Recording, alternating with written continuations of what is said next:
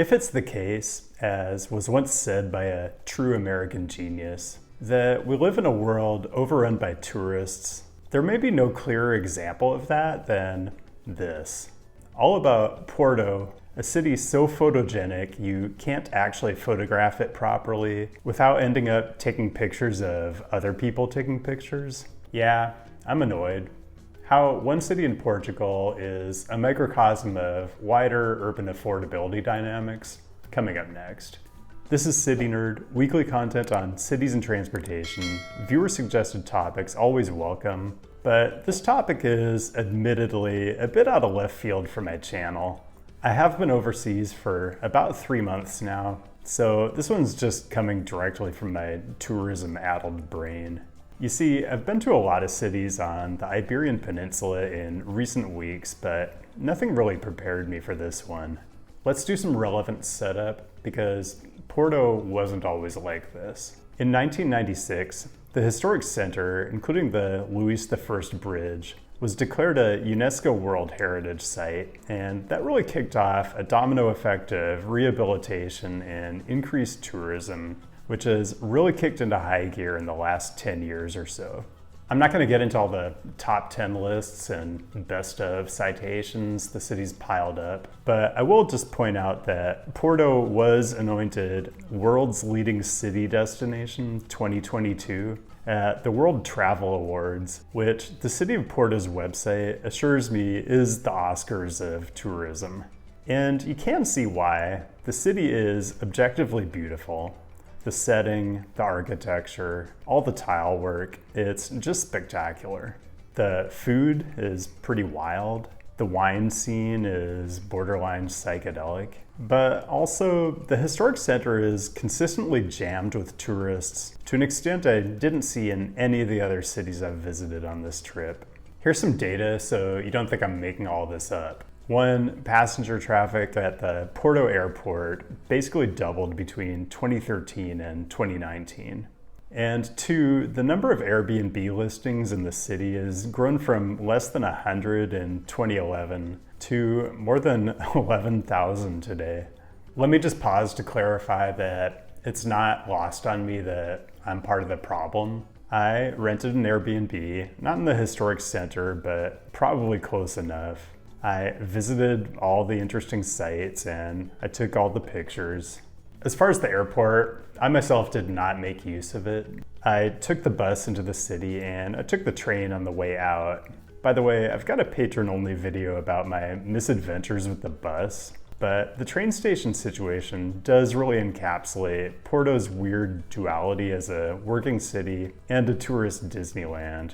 You see, Campania to the east of the historic center is where you catch nearly all the useful trains out of Porto, as well as the buses.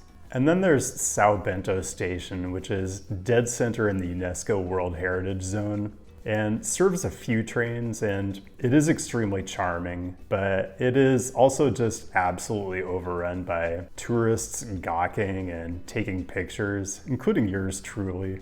Honestly, you start to feel a bit of self-loathing for even going to places like this, and unfortunately, I haven't shown you the worst yet. Let's start with some good things though. In most ways, Porto is pedestrian friendly. Also, the city has a legitimate modern light rail system that runs at grade outside the core area, but gets undergrounded through the central city. This is actually really amazing.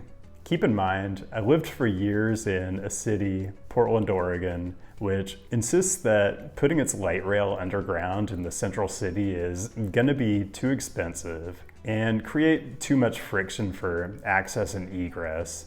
Yet, Porto does all this in a city that's smaller, that's got way more hills in the central city, and likely way more interesting archaeological finds that would interfere with tunneling. They do also have a less modern version of light rail, or maybe we call this a streetcar or a trolley, although I think they call it a tram on this side of the Atlantic. It's all very confusing because they also have this, which we'd call a tram in the US, or a gondola, but here it's a teleférico, or what the English speakers usually call a cable car. But cable car has a completely different meaning in the US. gondola has a totally different meaning in Europe. We need to settle on some universal terminology. At any rate, these modes are really here to serve tourists. And even the modern light rail is so integrated into the historic center, including the Louis I Bridge, that it often seems inundated with vacationers as well. I'm not really blaming anyone for this. The bridge is completely spectacular, and by the way, we are not done with moderately utilitarian transportation modes because, yeah, there is a funicular running up from the lower bridge landing, and I'm not even gonna try to pronounce the name of it. Like, you guys, I literally tried to learn some Portuguese in advance of this trip, and Duolingo just straight up wouldn't accept my pronunciation of Portuguese words. The app basically locked me out because I couldn't even read them phonetically, much less understand them. Anyway, funiculars are cool and they're definitely useful. There's a non-zero chance you could pass out just trying to walk up all the hills here if you manage to consume a sufficient amount of port wine on the south side of the river before you cross back over, just theoretically. Okay, let's get into the truly heinous transportation modes, and these are things that are just totally unavoidable if you're in the historic center. Sightseeing buses, I can never figure these out. It's got a weird vibe of like an African safari vehicle where you're on the inside gawking at the stuff outside, but always at a safe distance. It doesn't seem like an appropriate way to try to relate to fellow humans, but I'm weird like that. And whatever this is, it looks like a shopping mall kiddie ride. I just assume if you're someone who's willing to be seen riding one of these things, you've just given up on the concept of self-respect. And the streets are absolutely flooded with these tuk-tuks. I'm not sure how to feel about them. I guess it's basically a taxi, and a lot of them are electric. It should be okay, but I literally did see one of them get rear-ended by an actual car. And it was pretty alarming. I didn't want to film it because that would be gross. But it seems like if you're a city, it's worth thinking about how the laws of physics are going to play out with all the different vehicles you're allowing to operate on roadways. And just other crap, fake old-timey cars, dune buggy looking things.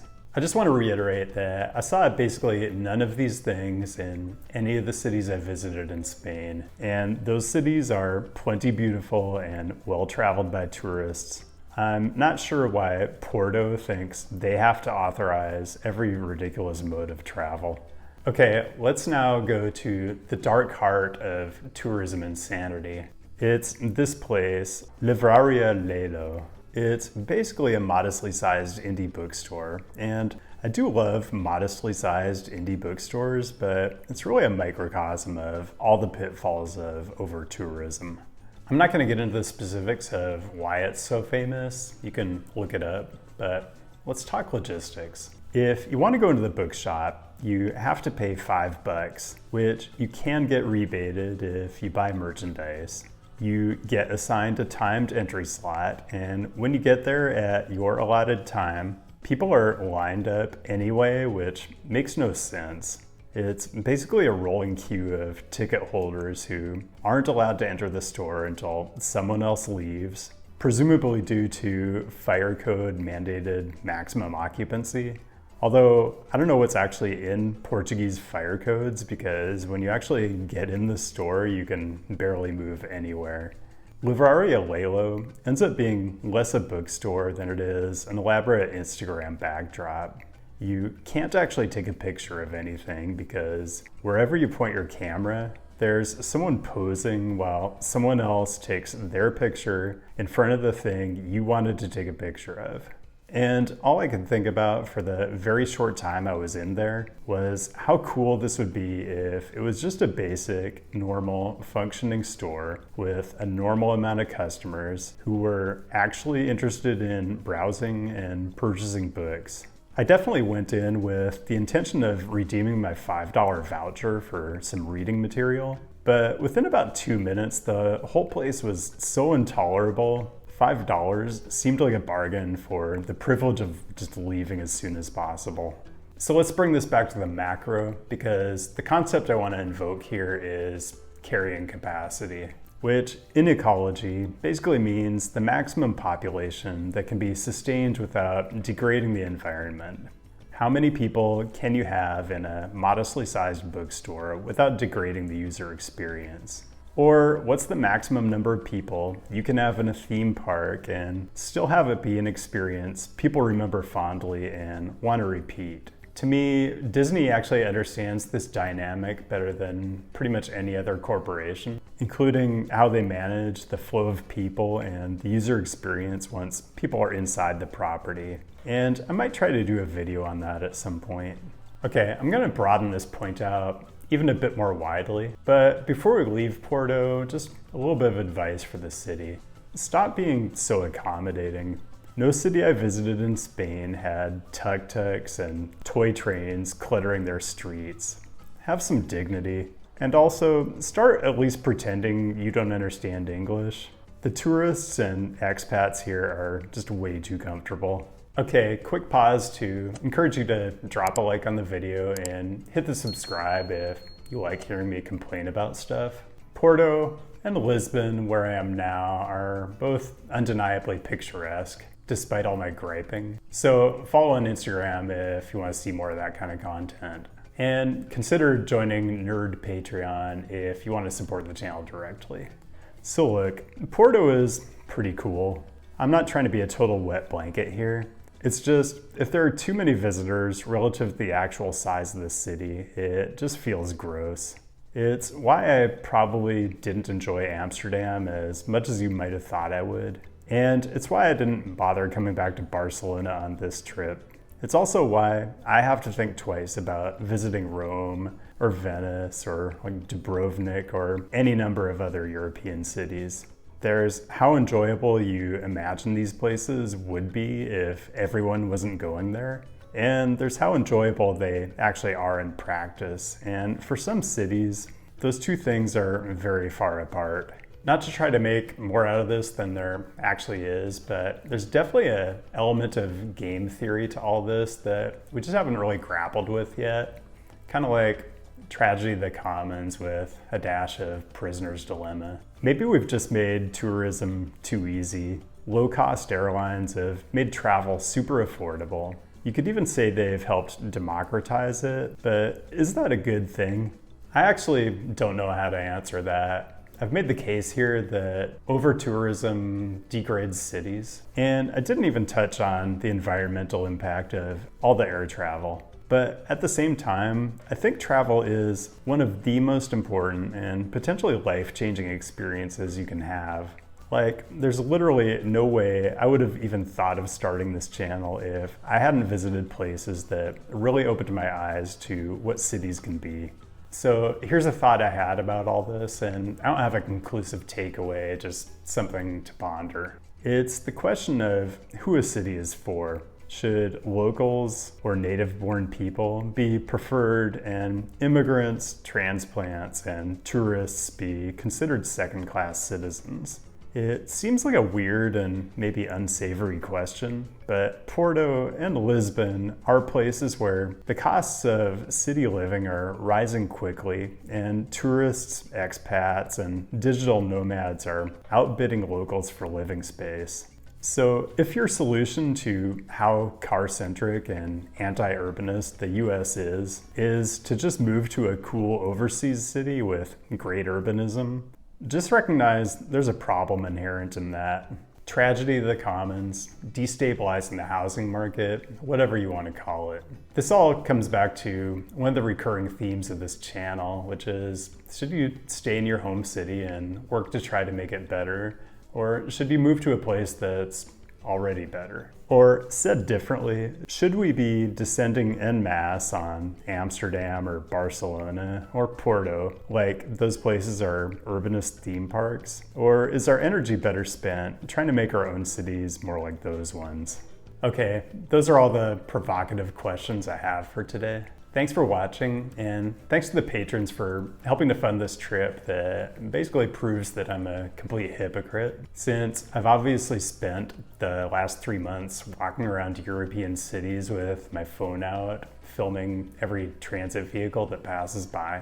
The patron support does mean a lot, and I'm going to be back in the US looking for a semi-permanent home all too soon. In the meantime, keep the great topic suggestions coming. I'll be back with a new episode next week, and I'll see you then.